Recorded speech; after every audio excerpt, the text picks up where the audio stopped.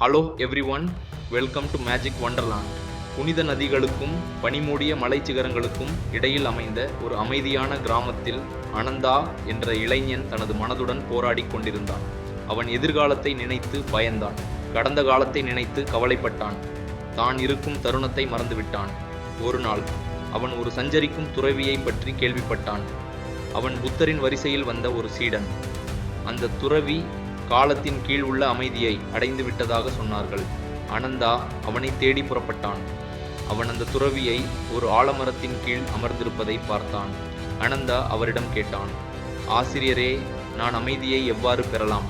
என் கடந்த காலமும் எதிர்காலமும் என்னை பிளக்கின்றன. துறவி சிரித்தார்.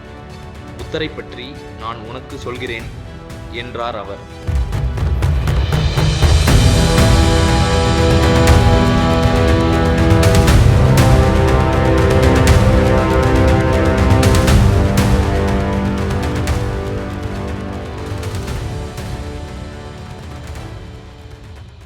சித்தார்த்தர் போதி மரத்தின் கீழ் அமர்ந்தபோது அவர் கடந்த காலத்திற்கோ எதிர்காலத்திற்கோ தப்பவில்லை.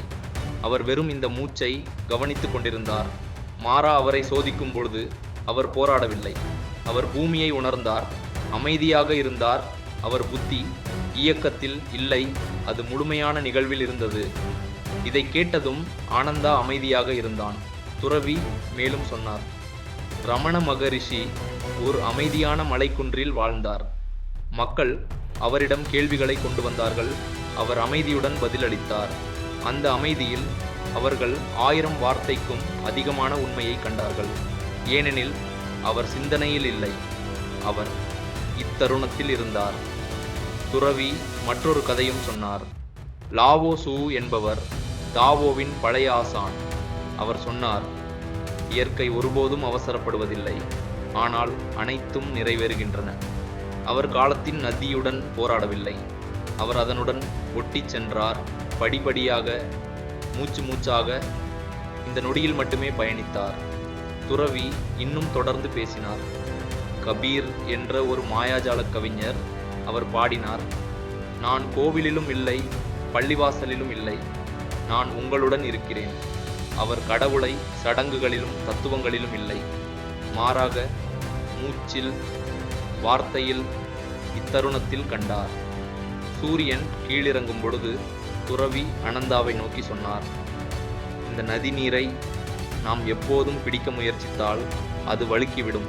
இந்த தருணம் போலவே நீ அதை பிடிக்க முடியாது, நீ அதில் இருக்க மட்டுமே முடியும். அந்த அமைதியில் அனந்தா விடுபட்டான். கடந்த காலம் என்பது வெறும் நினைவு, எதிர்காலம் வெறும் கற்பனை மட்டுமே.